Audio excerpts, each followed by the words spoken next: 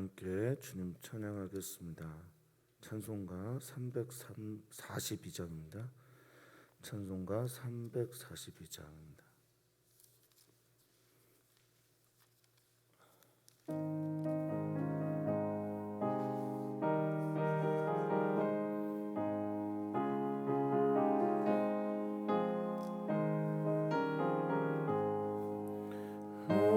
시험을 당해 죄 짓지 말고 너 용기를 다해 곧 물리치라. 너 시험을 이겨 새 힘을 얻고 주 예수를 믿어 늘 승리하라. 우리 구주의 힘과 그의 위로를 빌라. 주님 내 편에 서서 항상 도우시리.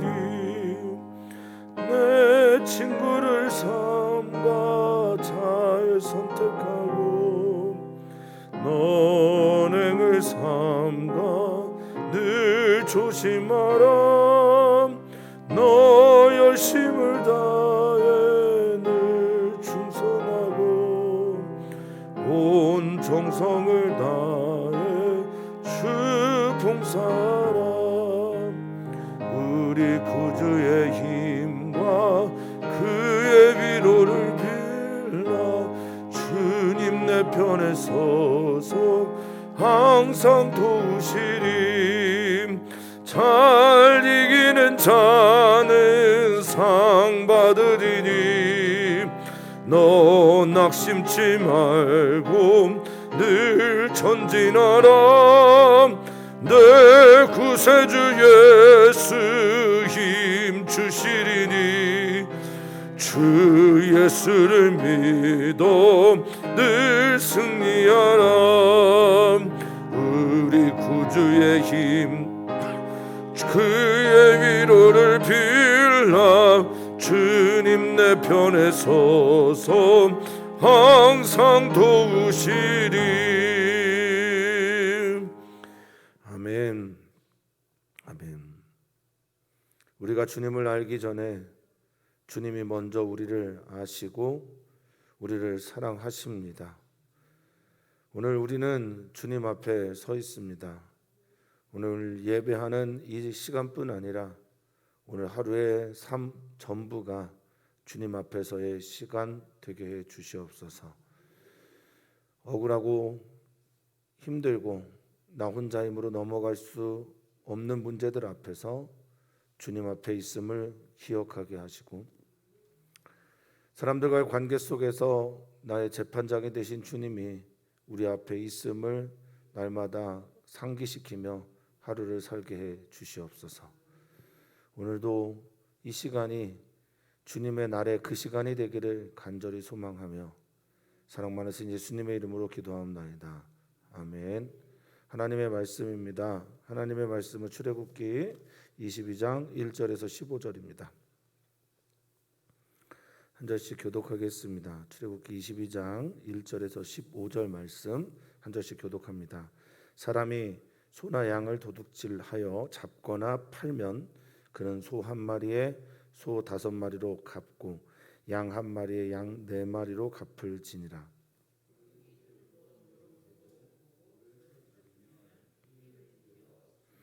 해 돋은 후에는 피 흘린 죄가 있으리라. 도둑은 반드시 배상할 것이나 배상할 것이 없으면 그 몸을 팔아 그 도둑질한 것을 배상할 것이요.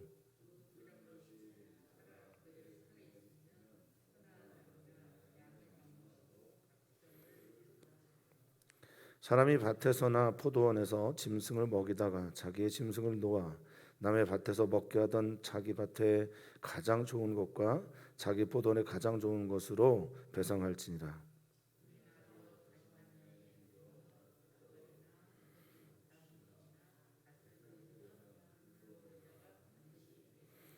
사람이 돈이나 물품을 이웃에게 맡겨 지키게 하였다가 그 이웃 집에서 도둑을 맞았는데 그 도둑이 잡히면 갑절을 배상할 것이요.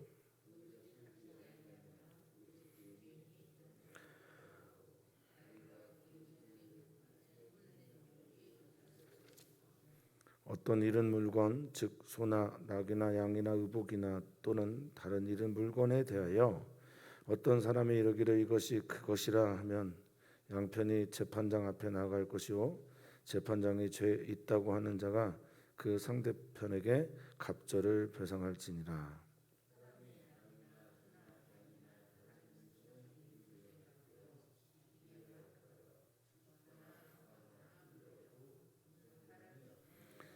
두 사람 사이에 맡은 자가 이웃의 것에 손을 대지 아니하였다고 여호와께 맹세할 것이요 그 임자는 그대로 믿을 것이며 그 사람은 배상하지 아니하려니와.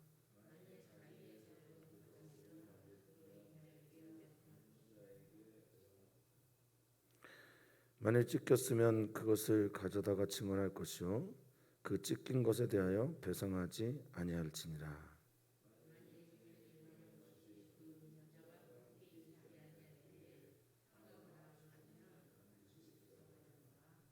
함께 있습니다.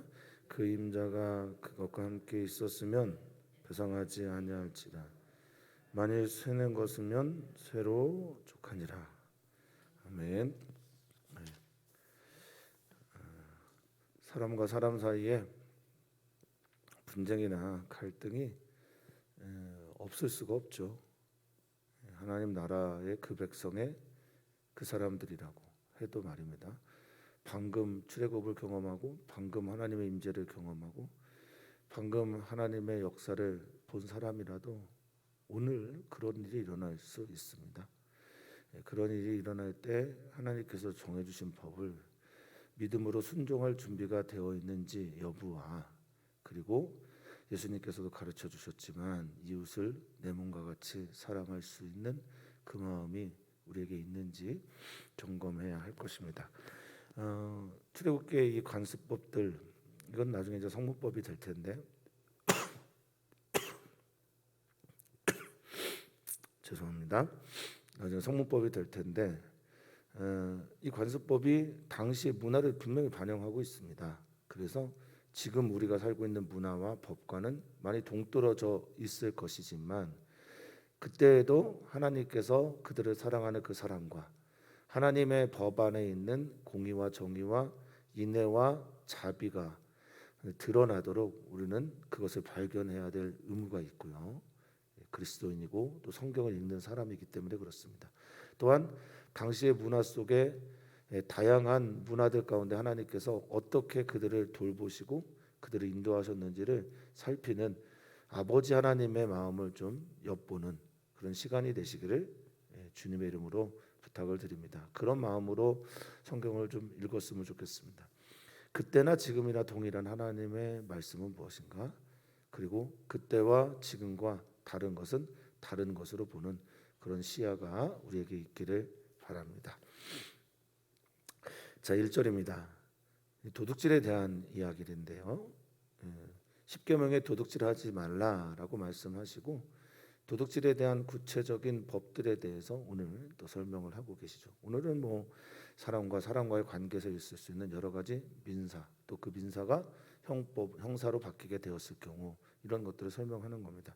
자, 사람이 소나 양을 도둑질하여 잡거나 팔면 이렇게 되어 있는데요.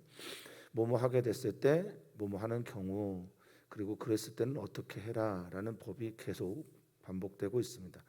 자, 도둑질하다라고 하는 이 단어 까나브라고 하는 히브리어인데 속이다, 훔치다 뭐 이런 뜻들을 가지고 있습니다. 어쨌든 속이고 훔치고 몰래 가서 어떤 것들을 도둑질했습니다. 그런데 뒤에 있는 4절과는 좀 달리 이 잡거나 팔았다라고 하는 것은 진짜 의도적으로 도둑질을 한 겁니다.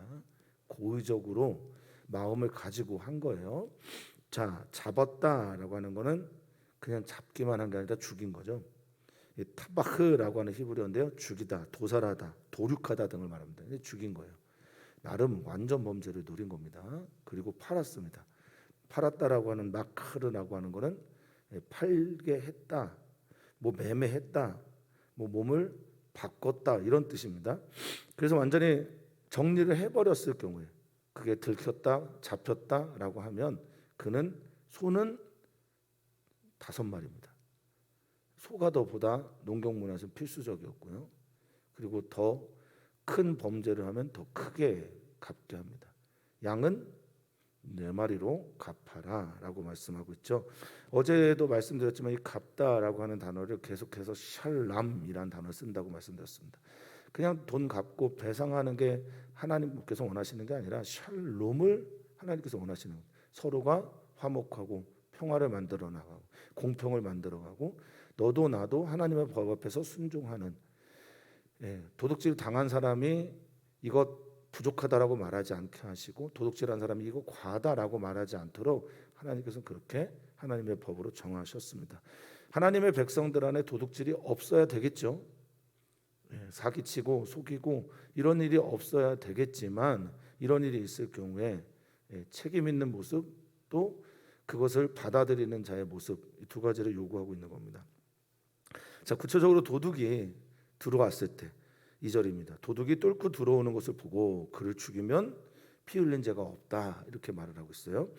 자, 뚫고 들어오는 건 이제 침입과 침투 등을 말하는데 성경에서는 오늘 여기와 예레미야서만 2번 쓰입니다. 이 막 테레트라고 하는 거는 구멍 뚫고 들어오는 걸 말해요. 그러니까 빈틈을 열고 빈틈을 통해서 들어오는 것을 말하는데 보고서 그를 쳐 죽이면 피 흘린 죄가 없다. 이 정당방위를 인정합니다. 그런데 3절을 보니까 해 돋은 후에, 해 돋은 후는 낮이잖아요. 밤에는 부지불식이고 알지도 못하고 밤에는 도둑질이 강도질로 바뀔 수 있는데 지금 낮에는 현재 광야 생활을 할 때는 주거가 다 붙어 있고요. 그리고 이제 가나안 땅에 들어가서도 집들이 다 붙어 있고 하나의 공동체이고 누군지 다 아는 그런 세계에서 낯선 사람이 들어오는 것을 모를 리가 없거든요. 자, 그래서 3절에 해 돋은 후에는 낮에는 피 흘린 죄가 있게 됩니다. 이 피 흘린 죄는 전부 다 담이라고 하는 히브리어로 번역이 되는데요. 히브리어를 번역한 건데 담은 피입니다. 피. 그런데 하나님께서 말씀하시죠. 너희는 절대 피째 먹지 말라. 왜냐하면 피에 생명이 있기 때문이다. 생명이 피고 피가 생명이다라고 말씀을 하고 있죠. 실제로 이제 피가 과학적으로 보면 우리들의 몸을 이루고 있는 모든 것들의 근원이 됩니다. 어디 아프시면 피 검사부터 하게 되고 피 검사를 하면 대략 우리들의 몸 상태가 나오기 때문에 하나님의 이 말씀은 참 신묘막측하기도 합니다. 어쨌든 이 피값, 죄, 살인, 살육 등을 의미하는 이 담이라고 하는 피가 피 흘린 죄가 낮에는 있고 밤에는 없다. 도둑도 그 생명 귀하다라는 말일 겁니다. 그리고 밤에 들어오는 도둑은 뭐 어떤지 모르겠는데 낮에 들어오는 도둑은 대체로 어린애들이 장발장 같은 그런 범죄를 하기도 하는 경우가 많기 때문에 그렇습니다. 자, 도둑은 반드시 배상할 것이다. 그래서 여기에 근데 배상할 것이 없다. 그래서 도둑질을 하는 경우도 있다라는 거죠. 도둑이 반드시 배상을 해야 되는데 배상하지 못할 경우도 있다. 그러니까 지금 어린 아이들이나 약자들이 도둑질을 하는 경우가 많다라는 것을 이미 전제 깔고 있는 겁니다. 여기 근데 다른 배상하다에서는 샬람이라는 단어를 많이 썼어요. 지금 계속 성경은 배상법에서 보상법에서 샬람이라는 단어를 썼는데 여기서는 사칼이라는 단어를 씁니다. 여기서 배상하다, 도둑이 배상하다, 또 배상할 것이 없다라고 할 때 이 사칼은 어떤 뜻으로 많이 쓰냐면 기본적으로 신중하다, 지혜롭다. 뭐 배상하다라는 말보다는 신중하고 지혜롭고 형통하다라는 말을 참 많이 씁니다. 그러니까 잘 살피라는 겁니다. 그 사람이 어떤지 잘 살펴야 된다라는 거죠. 그가 정말 어떤 마음으로 도둑질을 했는지 어떤 상태인지를 잘 살피고 만약에 배상할 것이 없으면 반드시 배상해야 되는데 몸을 팔아서라도 몸을 넘겨서라도. 근데 이 몸을 팔다라고 하는 이 단어가 마카르라는 단어인데요. 재밌어요. 뭐가 재밌냐면 이 마카르라는 단어에 약혼시키다라는 단어도 있어요. 약혼하다. 우리 시집은 가는 거죠. 근데 예전에는 지금 이 시대는 어떤 결혼하고 여자가 시집을 가는 걸 몸을 파는 걸로 생각할 정도로 그렇게 감수성이 좀 낮을 때였던 것 같습니다. 어찌됐든 이 몸을 팔다라고 하는 내 몸을 넘겨서라도 내 몸을 그 사람과 결혼시켜서라도 내 몸을 팔아서라도 그렇게 갚아야 된다라고 말합니다. 그러면 이제 배상하다라고 하는 뒤에 있는 3절의 뒷단어가 샬람으로 바뀌게 되는 거예요. 앞에 배상의 그걸 정리할 때는 사칼이라고 하는 신중하다, 지혜롭다라는 단어를 쓰고 형통을 향해 나아가는데 뒤에 있는 배상은 그래서 샬람이 되는 겁니다. 자, 4절입니다. 그런데 도둑질을 했는데 죽이지도 않고 팔지도 않고 여전히 그의 손에 있는 거예요. 이거는 우발적인 경우가 굉장히 많고요. 그리고 우발적이더라도 이 마음의 양심에 가책이 있는 경우도 있는 거예요. 완전 범죄를 완전히 이루지 못했을 경우에 4절에 그의 손에 있으면 소나 낙이나 양을 막론하고 2배로만 배상하면 갑절을 배상하다라고 얘기를 하고 있습니다. 도둑질에 대한 규정을 넘어서서 이제 사람과 사람 사이의 갈등이나 문제, 성경은 특별히 출애굽기 22장에서는 근원이 되는 자를 찾아서 근원이 되는 문제를 향해 문제 해결을 하려는 경향이 있습니다. 그리고 고의냐 우발적인 거에 따라서 다르게 처벌을 하고 있어요. 하나님께서 우리들의 실수는 인정하시나 우리들의 반복적인 죄악은 하나님께서 인정하지 않으시고 그것은 심판의 대상이 되는 것처럼 지금도 그런 일들이 일어나고 있는 겁니다. 사실 우리는 되게 이기적입니다. 그렇지 않습니까? 정치적인 성향 혹은 정치적인 이데올로기 또 그가 하나님을 믿는지 안 믿는지 등에 대해서 관심보다는 어떤 정치인들이 내 삶에 내 가족에 내 집에 이익이 되는지 되지 않는지로 판단하는 경우가 참 많죠. 그래서 인간은 이익에 굉장히 민감한 이기적인 사람들입니다. 그래서 하나님께서 어쩌면 이렇게 정확하게 어쩌면 좀 세분한 것까지 말씀을 하고 계신지 모르겠습니다. 5절입니다. 사람이 밭에서나 포도원에서 자기 짐승을 먹이는 거예요. 이제 이게 바르라고 하는데 개걸스럽게 먹이는 거예요. 밥을 먹는 거예요. 풀을 뜯어 먹는 거죠. 그러다가 자기의 짐승을 놓아버립니다. 이 노타라고 하는 단어가 샬라흐라는 단어, 살라흐 많이 나온 출애굽기에서 내 백성을 내보내시오, 해방시키시오, 자유롭게. 그러니까 내 밭에서 포도원에서 풀을 확 뜯어 먹고 있다가 내 밭에 있는 이것들이 너무 아까운 거예요. 그래서 자유롭게 딴 데로 내보낸 겁니다. 파송을 시킨 겁니다. 그래서 다른 데 가서 그것을 먹는 거예요. 다른 밭에 가서. 그러면 그런 경우에 이것도 도둑질의 일부가 되어서 그런 경우에는 가장 좋은 것 메타브라고 하는 건데요. 토부의 최상급인 형태라고 보시면 됩니다. 토부, 보기에 좋았다라고 하는 그것에 자기의 가장 좋은 것으로 배상해야 됩니다. 그러니까 너희 이런 이웃과의 관계에서도 남에게 손해를 끼치는 행동을 하지 말아라. 이거는 2배가 아니라 가장 좋은 것입니다. 의도적으로 그 짐승을 그냥 풀어준 거죠. 그쪽으로 가게 한 거죠. 내보낸 겁니다. 파송하고 방임하게 된 경우에는 이렇게 처벌을 당합니다. 자, 6절입니다. 불이 나서 불이 난 겁니다. 불이 우발적으로 난 건지 아니면 의도적으로 된 건지에 따라 다르겠지만 불이 났습니다. 그리고 가시나무에 댕겨라는 말 오래간만에 보셨을지도 모르겠는데 불이 붙었다는 거죠. 이르다. 저희 할머니께서 그런 말씀 많이 씁니다. 댕겨와 이런 말 많이 쓰셨는데 바로 그런 갔다 와, 뭐 가. 도달하게 됐을 때, 이르게 됐을 때. 그래서 가시나무에 댕겨. 이 말은 가시나무가 당시에 뭐였냐면 울타리였단 말이에요. 가시가 있는 나무들로 철조망을 삼았단 말이죠. 울타리를 삼았어요. 그래서 거기에 불이 붙어서 내가 걷어놓은 낫가리, 이 낫가리도 잘 안 쓰죠 요즘에. 나달에 이렇게 모아놓은 볏짚들을 말합니다.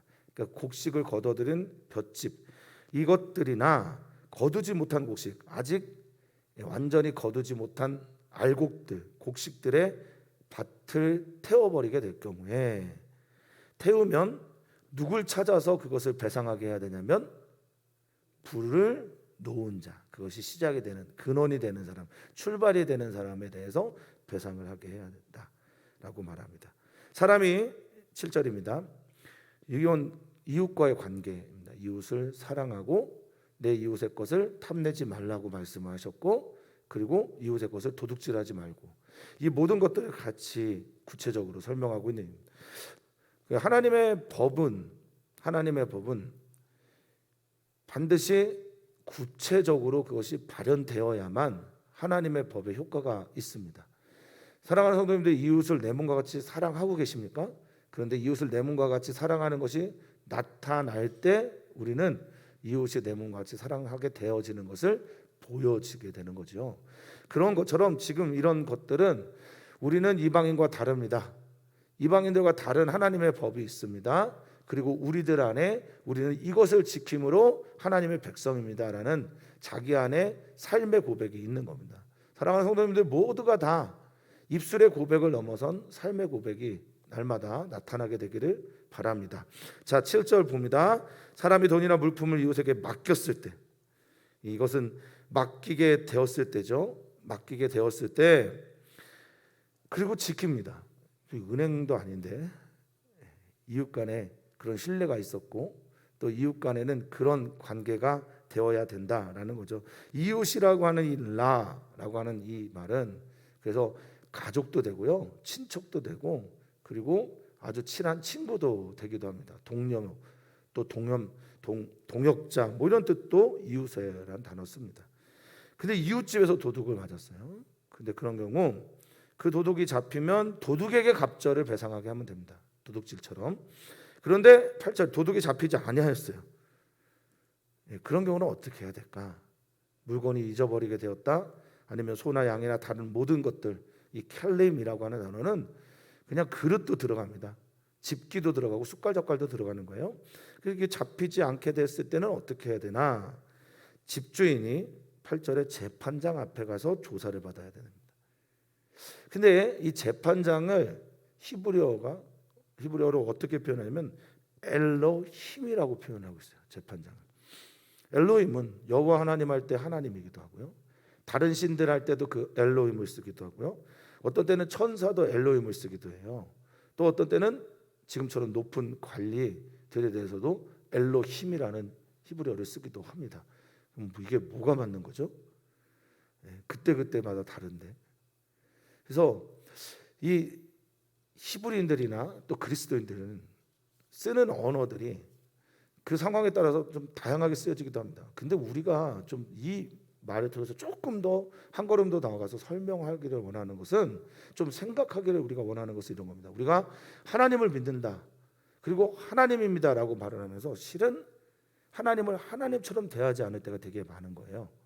그냥 그중 사람 중에 하나, 여러 신 중에 하나, 하나님을 하나님으로 모시면서, 하나님을 하나님으로 섬기면서, 하나님을 하나님으로 예배하면서, 하나님을 믿는다고 하면서 하나님이라는 이름을 쓰지만 하나님에 대한 태도가 친구나 관리나 천사나 다른 신들 중에 하나로 대하는 경우가 얼마나 많은지 모릅니다. 우리가 하나님이란 단어를 썼으면 하나님에 대해서 우리의 말과 행동과 삶 자체가 이것을 거룩하게 만들어낼 수 있는 삶을 살아야 합니다. 우리는 그런 그리스도인입니다. 예수 그리스도, 하나님 이런 말 했을 때 그 앞에서의 절대적인 삶을 살아내도록 우리는 노력해야 되고 그렇게 순종해야 될 줄 믿습니다. 어쨌든 여기 이 단어가 엘로힘이다라는 말은 하나님이 하신 것처럼 공경해야 된다라는 의미를 담고 있어서 엘로힘을 썼을 겁니다. 자, 재판장 앞에서 그것을 조사를 받습니다. 손댄 여부의 문제를. 여기 대다라는 말도 5절에 짐승을 놓아라고 하는 말, 살라흐라는 말과 같아요. 그러니까 의도적으로 자유롭게 내가 그것들을 처리하게 됐을 때 살라흐라는 말을 쓰는 거죠. 자, 그래서 9절에 보면 어떤 잃어버린 물건, 여기에서도 성경 전체에서 여기에만 잃어버린 물건이라는 단어를 보통 명사로 하나의 단어로 딱 표시를 했는데 그게 아베다라는 단어입니다. 아베다라는, 잃어버린 물건, 아베다 썼는데 이 아베다라는 말을 어디에 또 한 번 나오냐면 음부라고 하는 단어, 지옥이라고 하는 단어에서 한 번 더 씁니다. 아, 이거 참 그렇죠. 어떻게 그 말을 여기다가 다시 한 번 또 쓰실 수 있을까? 그 뭔가를 잃어버렸을 때 그 사람의 마음이 어떤지를 좀 헤아려 달라, 뭐 이런 뜻 아닐까 싶긴 합니다. 어쨌든 잃어버린 물건, 즉 소나 낙이나 약이나 의복이나 또는 다른 잃은 물건에 대하여 어떤 사람이 이러고 이것입니다, 이것이 내 것입니다 라고 재판장에게 얘기할 때 재판장은 이 문제를 풀어야 된다라고 말합니다. 만약에 누군가가 죄 있다고 하면 도둑질한 주인은 관리하고 도둑질하고 그것을 훔친 거기 때문에 갑절을 배상해야 되고요. 또 만약에 어떤 사람이 무고죄로 이것을 고소한 거다, 이것이 내 것입니다 라고 말하면 그도 마음에 도둑질을 한 것이고 무고죄로 상대방을 명예를 훼손하게 하였기 때문에 그것을 말한 그 사람도 갑절로 그것을 배상하게 되어 있습니다. 누군가를 비판하고 비난하고 정죄할 때 조심해야 된다라는 겁니다. 자, 이렇게 정리를 하고 배상합니다. 그 배상하다라는 단어도 샬람입니다. 샬람. 완전을 추구하고 종료를 하고 종료가 되었을 때는 평화가 일어나게 되는 것, 이것이 하나님께서 원하시는 법의 방향성이라는 겁니다. 자, 10절입니다. 10절과 11절 재밌습니다. 사람이 소나 양이나 다른 짐승을 이웃에게 맡겨 지키게 하였다가 그게 죽거나 상하거나 끌려갔는데 죽었다, 무트라고 하는 이제 살해당했다, 또 상하다라고 하는 거는 샤바르라고 해서 찢겼다라는 겁니다. 가죽이 찢기고 뭐 이렇게 핥히고 잘라지고 이런 것들을 말합니다. 그리고 끌려가다라고 한 거는 샤바라고 해서 사로잡혀가다, 나중에 이제 이게 포로로 가다라는 단어로 쓰이는데 이 모든 일들을 경험했는데 본 사람이 없는 거예요. 그러면 이렇게 하라고 합니다. 11절. 두 사람 사이에 맡은 자가 이웃의 것에 손을 대지 아니하였다고 뭐 하라고 그래요? 여호와께 맹세하라고. 제가 이제 가끔 목사님들하고 운동을 하러 가거든요. 축구를 하는데 요즘에 축구는 이런 표시가 가끔 뜹니다. 이렇게 표시를 하는 게 떠요. 혹시 보신 적 있으실지 모르겠지만 축구들을 별로 안 좋아하시니까, 그렇죠? 근데 이게 무슨 말이냐면 비디오로 보겠다라는 거예요. VAR. 비디오로 보겠다고. 그러니까 촬영을 하고 있으니까 방송 촬영을 통해서 파울인지 아닌지, 페널티킥인지 아닌지, 그 사람을 경고를 줘야 되는지 퇴장을 줘야 되는지 중요한 순간에 이걸 보겠다고 말해요. 골인지 아닌지 이렇게 얘기를 하거든요. 근데 목사님들이랑 축구를 하다 보면 서로 막 갈등할 때가 있잖아요. 아웃이다 아니다, 손에 맞았다 안 맞았다, 뭐 페널티킥이다 아니다. 목사님들은 파울을 걸치게 하진 않으니까. 그러면 심판이 이렇게 합니다. 내가 너한테 물을 건데, 내가 너한테 물을 거예요. 목사님한테 물을 겁니다. 그리고 이렇게 해요. VAR을 보겠습니다. 그런 다음에 목사님한테 이렇게 양심을 이렇게 얘기를 해요. 당신의 VAR, 하나님이 보고 있는 VAR은 당신의 양심입니다. 이렇게 얘기를 해요. 그럼 이제 목사님들이 대체로 정직하게 대답을 하죠. VAR이 필요합니다. 비디오가 필요해요. CCTV가 필요합니다. 그때 이 광야에서 그리고 하나님의 백성은 누구를 VAR로 CCTV로 말하고 있는 거예요? 여호와 하나님을 CCTV라고 VAR이라고 말하고 있는 거예요. 사랑하는 성도님들은 우리 지금 우리의 예배를 하나님의 이렇게 네모 표시를 하고 보고 계신가요? 오늘 우리가 삶에서 굉장히 억울하고 어렵고 또 마음 상하고 갈등 속에서 내 말이 이해가 되지 않고 저들의 말이 믿어지지 않고 수많은 상처들이 오고 가는 그 상황에 하나님이 우리를 VAR 보고 있다라는 것이 위로가 되시기를, 또 믿어지시기를, 그리고 오늘 우리의 삶을 보다 정직하게 하나님을 향해 가까이 나가게 하는 힘이 되는 게 여호와 하나님임을 믿으셨으면 좋겠습니다. 본 사람이 아무도 없을 때는 두 사람이 맡은 자가 맹세하면 된다. 여호와께 맹세합니다. 이 쉐바라고 하는 브에쉐바, 세바, 쉐바라고 하는 이 맹세는 7입니다. 7. 완전수, 7수. 하나님께 맹세했다라는 것은 나는 하나님께 7번 아니 완전하게 확인했다라는 겁니다.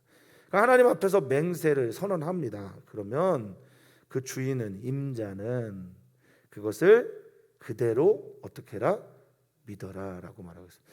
이 믿다라고 하는 아만이라는 히브리어를 쓰지 않았고 여기서는 락가으라는 단어를 썼습니다. 락가으라는 단어는 취하다, 얻다, 그대로 받아들이다라는 말입니다. 그러면 그 사람은 배상하지 않습니다. 맹세, 하나님 앞에서의 맹세, 여호와 이름을 망령되이 걷지 아니한 행동, 매우 중요한 거죠. 우리들의 모든 사실 법은 하나님이 보시고 있다라는 것을 전제로 그렇게 이루어지는 겁니다. 그리고 12절, 만일 자기에게서 이 일이 맡은 자에게서 도둑을 맞게 되면 그건 보상해야 된다, 배상해 주어야 한다라고 말하고 있습니다. 자, 13절입니다.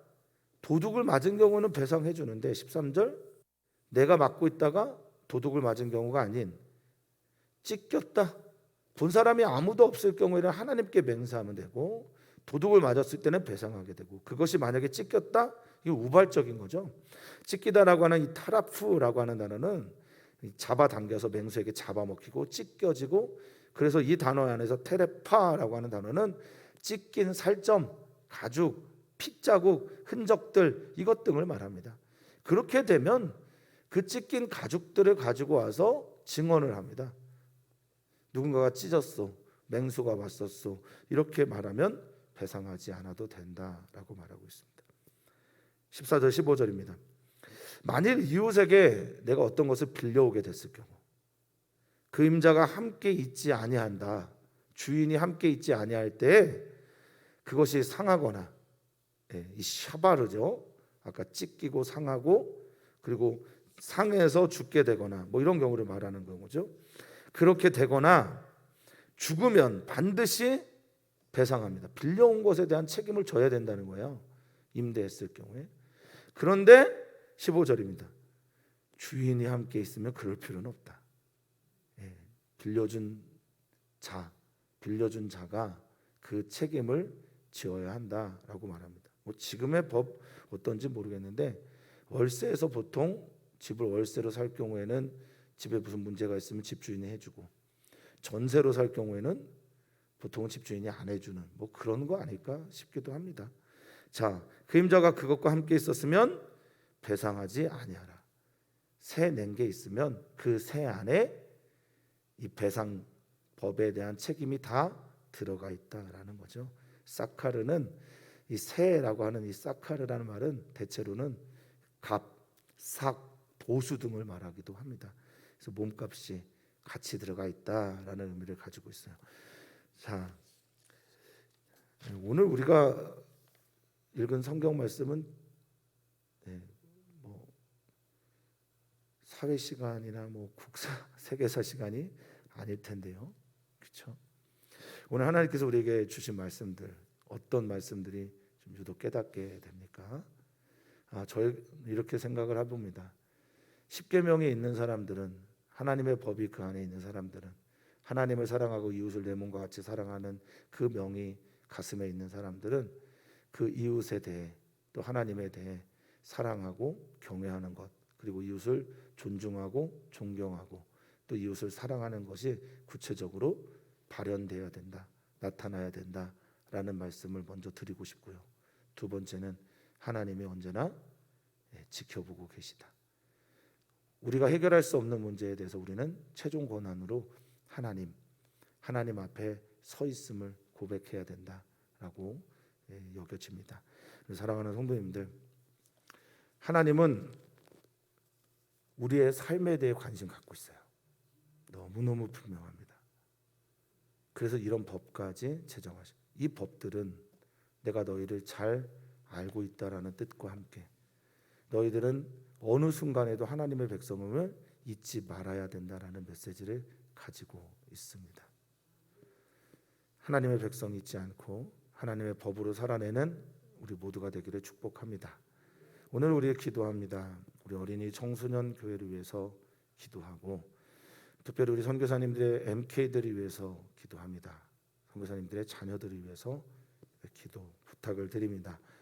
이스라엘 땅의 도연이, 시온이, 샘물이, 지하, 중국의 유교미와 여민이, 호주의 성주와 성채, 캐나다의 엘, 사랑하는 우리 MK들을 위해서 기도해 주시기를 부탁을 드리고요. 우리 5층에서 함께 살고 있는 재하, 루아, 주하 위해서도 기도를 부탁드립니다. 오주님, 하나님은 우리의 아버지십니다. 우리의 삶 일거수일투족을 지켜보고 계시고요. 우리의 삶 속에서 하나님의 법이 발현되기를 원하고 계십니다. 하나님 사랑하고 하나님 경외하고 이웃을 내 몸과 같이 사랑하는 그 법이 삶의 다양한 이야기들 속에서 나타나게 되는 우리 사랑하는 귀한 성도들 되게 해 주십시오. 사람들이 보고 그리스도인이라 과연 다르구나 라는 얘기를 들을 수 있는 우리 멋진 주님의 성도들 되게 하여 주시옵소서. 감사함이 예수님의 이름으로 기도합나이다. 아멘.